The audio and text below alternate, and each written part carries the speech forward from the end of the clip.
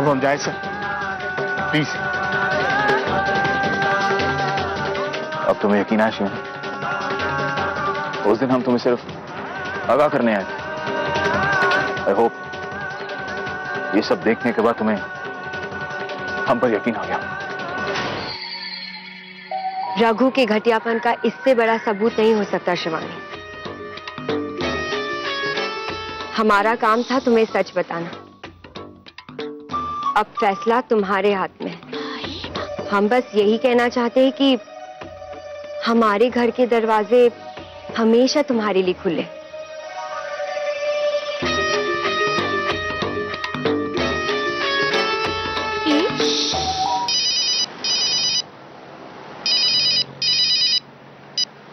जी baby जी।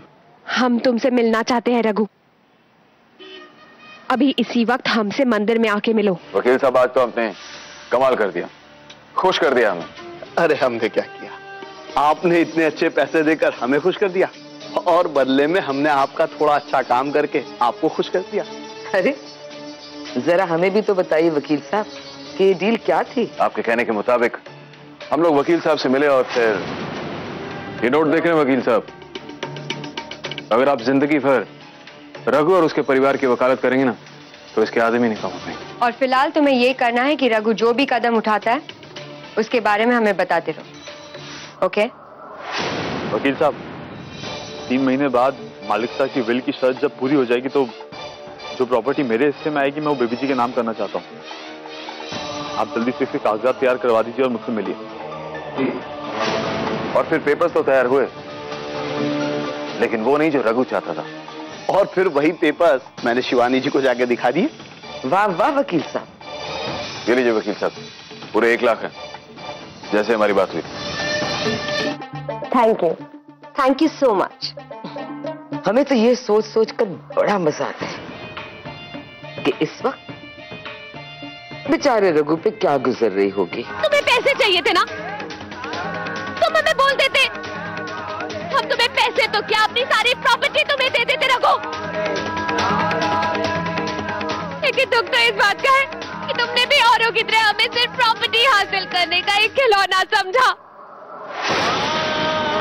अरे नहीं चाहिए हमें ऐसी प्रॉपर्टी, ऐसा पैसा जिसके लिए इंसान को बेचने पर मजबूर हो जाए।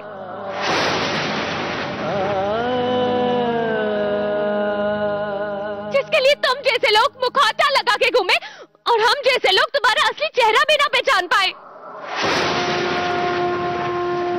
बेबी जी मुझे नहीं पता मैं अपनी ईमानदारी का एहसास आपको कैसे कराऊं।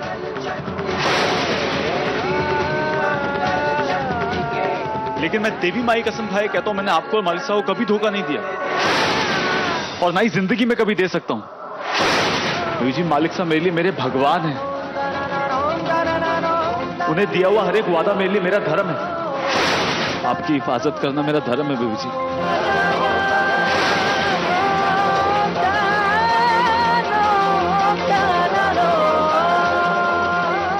अब और झूठी कस्में और वादे नहीं। तुम तो उन लोगों में से हो जो अपने भगवान को भी बेच दे कुछ पैसों के लिए।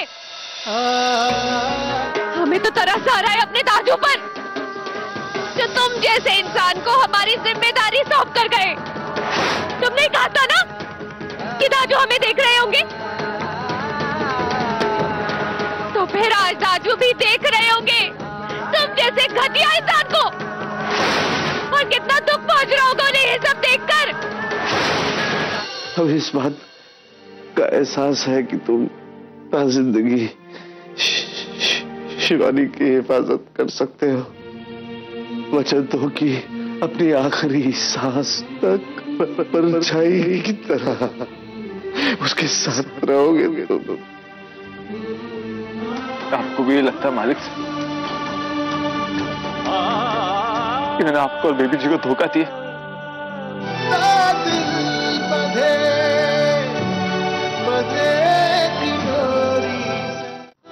दिल बंधे